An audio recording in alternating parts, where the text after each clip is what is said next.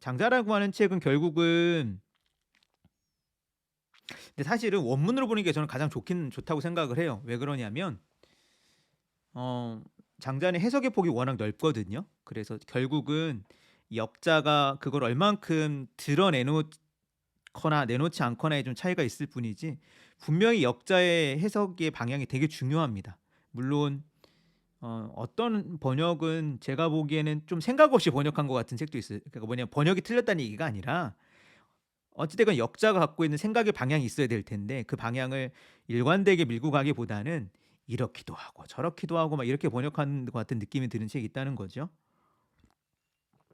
그런 의미에서는 원문을 직접 보시면서 요 말이 맞냐 저 말이 맞냐 뭐 이런 거를 진짜로 깊이 공부하면 이제 번역본 몇 종을 보는 수밖에 없어요. 그러면서 이제 내가 나에게 맞는 길을 찾아야 되는데 어쨌든 일관성 있게 번역해 놓은 장자에서 저는 생각이 많이 다르지만 늘 어, 가성비로서 추천하는 책은 그 오강남의 번역입니다. 오강남의 장자 현암사에서 나온 거 네 편만 번역해 놨고요. 그분은 이제 종교학을 하셨기 때문에 약간 종교적인 어떠한 내면에 대한 수양 그런 거로 해석을 하신 것 같은데 뭐 하여튼 하나의 색깔 있는 장자 뭐로서 의미가 있을 거고요. 그 다음에 이제 읽을 수 있는 책이라면 김갑수 선생의 장자가 있습니다. 김갑수 선생은 장자 전체를 번역을 했고요. 그게 번역의 질과 높이를 어떨지 모르겠지만 나름 무난합니다. 그리고 뭐 볼륨도 무난하고 낙천적 허무주의자라고 번역을 그 부제를 달았던가 그랬을 거예요 아마. 그런 면에서는 뭐 나쁘진 않은데 뭐 나름의 가벼운 번역입니다. 그래서 원래는 김갑수 선생 번역도 오늘날 있는 건 재판이 나왔는데 초판본은 그 원문도 안 실려 있었어요. 그러다가 뭐 이제 원문까지 달았죠. 그래서 그 책이 좋고요. 그래서 뭐 한 번 읽고 그거 읽으셨다면 저는 장자를 좀 해설하는 책, 가이드를 주는 책을 읽으면 좋다고 생각하고 그때는 왕보의 장자 강의가 저는 가장 좋았던 책이었습니다. 개인적으로. 그래서 왕보의 장자 강의 그 정도 읽어보시면 꽤 장자 공부를 하시는 거겠죠. 그 뒤에도 뭐 공부할 길은 끝도 없습니다. 이제 뭐 고전이나 이쪽에 관심이 있으시면 이제 주변부에 있는 책들을 조금 읽어 보시거나 그런 게 좋긴 하죠. 예를 들면 저는 철학사 공부가 좀 필요하다고 생각을 하고요. 왜냐하면 서양 철학을 공부할 때는 어느 정도 머릿속에 역사적인 배경을 좀 쭉 있습니다. 근데 신기하게도 중국사는 매우 가까우면서도 불구하고 대략적인 스케치가 잘 안 돼 있는 경우가 있으세요. 그래서 공부를 하실 때 혹은 책을 읽거나 이럴 때 막 혼동이 되는 거죠. 그리고 조금 더 이제 구체성이 떨어지기도 하고 그런 면에서 철학사적인 면에서 장자가 어떻게 해석되어 왔는지 어떠한 접점들이 있었는지 이런 것들이 이제 장자 공부에서는 나름의 오늘날인지까지 전해지는 것들을 좀 분석해 볼 필요가 있는 거잖아요. 그렇게 보는 게 있는 게 좋을 것 같고 나름 그리고 글쎄 이제 장자를 해석해 놓은 책이 재밌는 책이 뭐가 있을까? 크게 두 가지 문제인데요. 하나는 실제로 책이 많지는 않고요. 그러니까 이른바 우리가 볼 때 그런 거 있잖아요. 서양 철학을 공부하면 예를 들면 뭐 플라톤의 국가라고 있어요. 국가가 있으면 국가가 있을 거고 번역해 놓은 게 있을 거고 그거를 어떤 식으로든지 플라톤의 국가를 충실하게 해설해 놓은 책이 있을 거고 그러니까 일종의 2차 서적이라고 하죠. 그렇지 말고 입문서라고 아예 편하게 그냥 들어갈 수 있는 이제 입구가 될 만한 책이 있을 거잖아요. 그럼 보통 입문서 읽다가 뭐 아니면 그다음에 해설서 읽고 그다음 원전 읽고 뭐 이런 순서로 가면 돼요, 보통은. 아니면 반대로 이렇게 뒤섞어도 되고. 근데 동양 철학 쪽은 실제로 그럴 만한 책이 많이 없는 것 같아요, 저는요. 실제로 많이 없고 이제 제가 잘 모르기도 하고 안 읽었기도 하고 두 번째로는. 그래서 어떤 책이 좋을까는 고민될 때가 많습니다. 아주 쉽게 그냥 입문서가 아니라 일종의 뭐라고 해야 되죠? 철학 에세이 같은 책은 조금 그래도 있어요. 근데 그런 책은 사실 잘 모르겠어요 저는요. 예 저는 사실 잘 모르겠고 오히려 인제 그런 좋은 입문서가 있거나 그럼 좋을 텐데 네. 갑자기 '여기가 블루오션인가.' 하는 생각이 드네요. 약간 저는 개인적으로 이쪽을 공부하는 사람으로 약간 '층위를 좀 둬야 되지 않을까.'라는 생각은 들어서 나중에라도 혹시 다시 한번 요 책을 쪼끔 더 하더라도 원문을 아예 안 씹는 방법으로 하는 거를 저는 생각을 하고 있어요.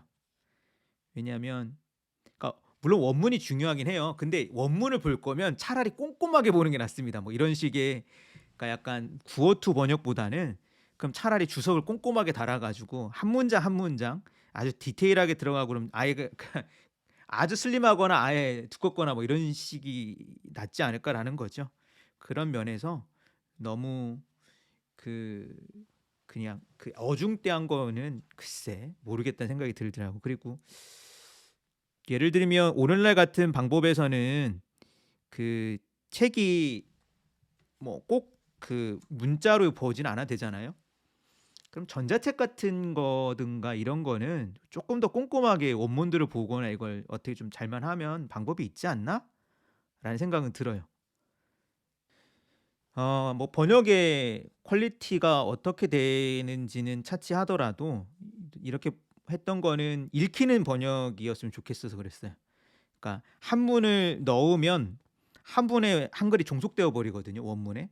그럼 어떻게 되냐면 '아 문장을 직역을 잘해야지.'라고 되는데 물론 그 태도가 나쁘지는 않지만 근데 번역이라고 하는 건 어쩔 수 없이 우리말의 리듬이 더 중요하긴 해요. 그런데 원문에 종속되어 버리면 이도저도 아닌 문장이 탄생하기도 하고 그리고 원문에 종속되어 버 이게 제가 인제 번역을 해 보면서 느끼는 건데 원문을 잘 전달하는 번역이 있는가 하면 맥락을 잘 전달하는 번역이 쪼끔은 다르더라고요. 그랬을 때 어떤 번역을 선택하느냐 물론 엄밀한 학자의 입장에서는 전자 번역을 그러니까 원밀하게 인제 원문의 의미를 전달하는 그런 번역을 해야 되겠지만 근데 이게 인제 애매모호해지더라고요. 제가 고민을 쭉 해 봤는데 '아니 그런 걸 할 사람이면 차라리 그냥 원문을 보지.' 막 이런 거 있잖아요. '아니 그럼 원문을 보는 게 낫지 않아? 꼼꼼한 번역을 보느니?' 차라리 원문 없이 보는 번역이 그냥 술술 읽힐 수 있는 번역 그리고 맥락 그러니까 원문을 어느 정도는 뭉개더라도 그러니까 사실 원문을 다 전달할 수가 없어요 도무지. 그렇더라도 차라리 맥락적으로 '이러한 정도의 의미예요.'라고 하는 어떤 중개자로서의 번역 이런 게 필요하지 않을까라는 생각은 들었고 제가 앞에 소개해 줬던 이제 이후로 번역을 저는 보면서도 그런 느낌이 들었고 그리고 임자원 선생님의 번역도 약간은 그런 식으로 번역에 약간 과감함을 추구했었고 그때도 말씀을 드렸던 것 같은데 켄 리우라고 이제 중국계 SF 작가가 있습니다. 그러니까 이 사람은 70년대 중국생인데 미국으로 건너가면서 자기 정체성에 대한 고민도 있고 그러면서도 테드 창 같은 스타일과는 다른 식의 글쓰기를 하는 거예요. 근데 이 사람이 맨 뒤에 그 얘기를 하더라고. 호걸력이라고. 그러니까 아마도 영어라면 히어로릭 그 트랜슬레이션인 것 같은데 맞나? 그러니까 영웅적 번역이라고 그냥 우리말로 번역하면 직역하면 그렇게 되는데 호걸력이라고 번역을 해 놨더라고요. 20세기 초 사람들의 호걸력에 주목할 필요가 있다라고.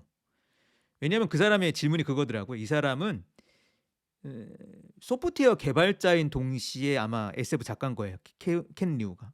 이 사람의 고민이 그거예요. 아니 요즘 AI가 발달하는데 번역이 무슨 의미가 있느냐라는 거예요. 궁극적으로 이 사람 질문은. 그러면 직역은 얘네들한테 맡기고 오히려 의미를 영웅적으로 과감하게 하는 번역도 더 중요한 때가 아니야라고 그 글에 질문하더라고요. 저는 되게 설득력이 있었습니다.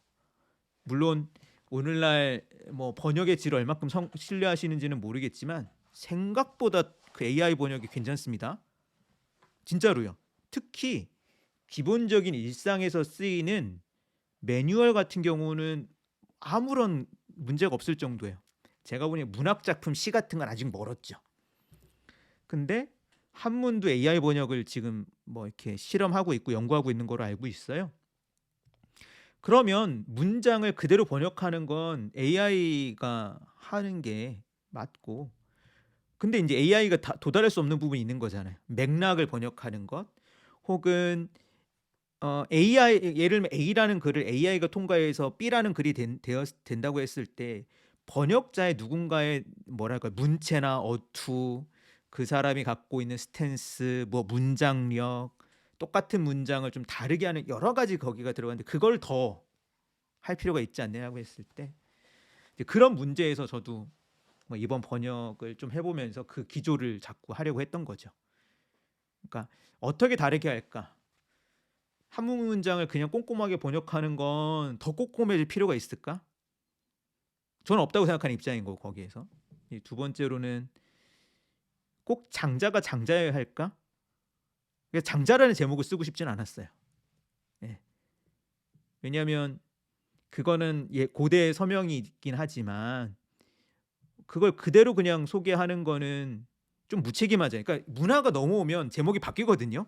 물론 제목이 아예 안 바뀔 수도 있지만 간판을 다르게 하고 오잖아요, 모든 책들은 사실 번역이 될 때.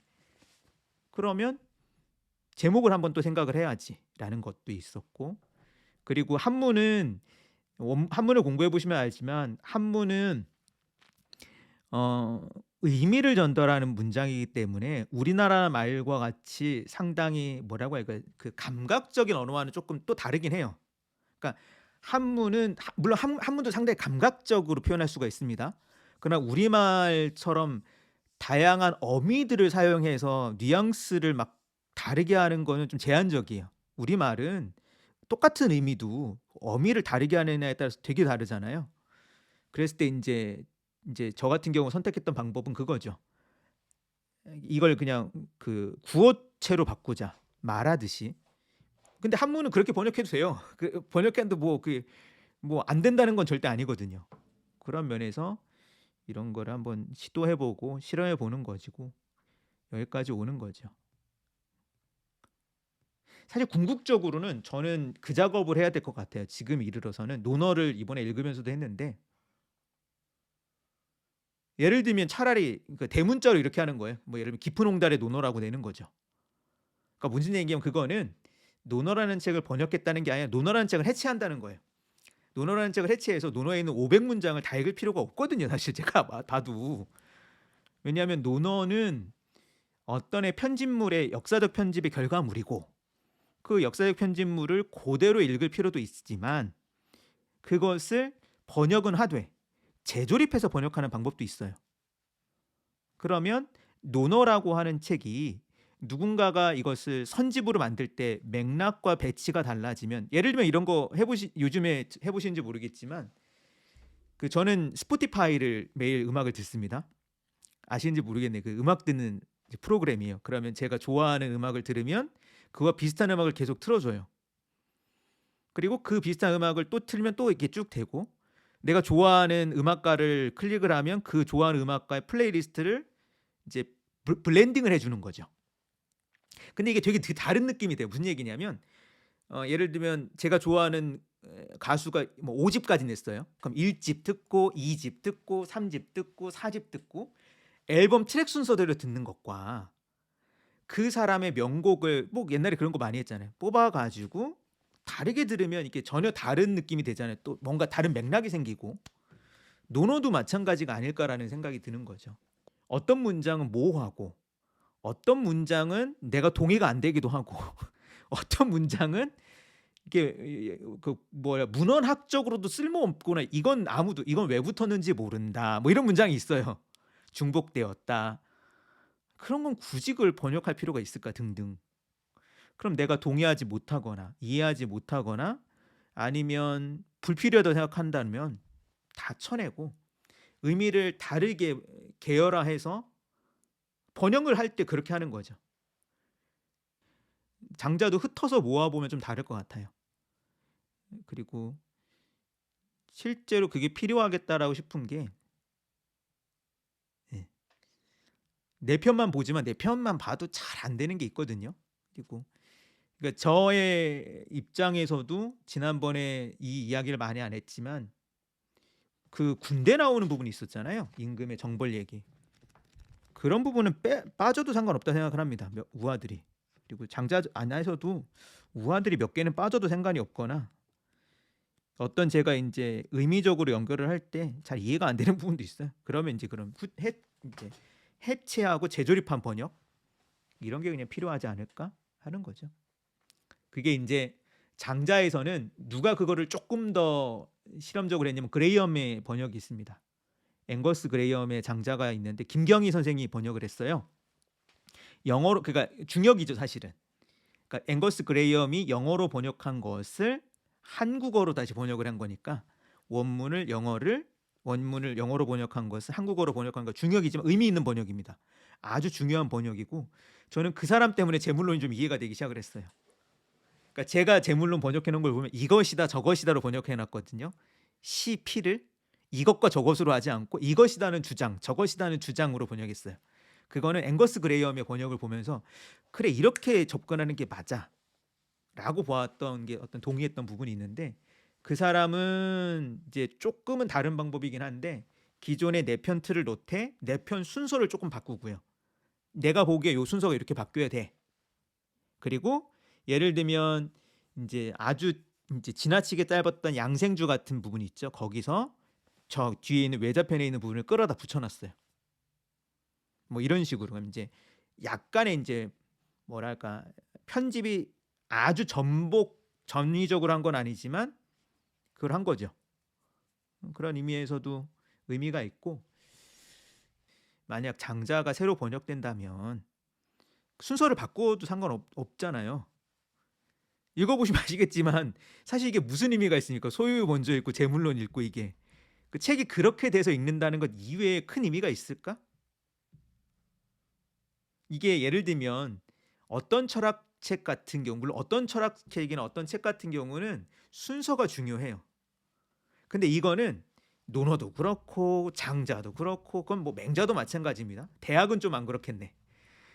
근데 이거는 뭐냐면 글이 그런 순서니까 그렇게 읽었던 거예요.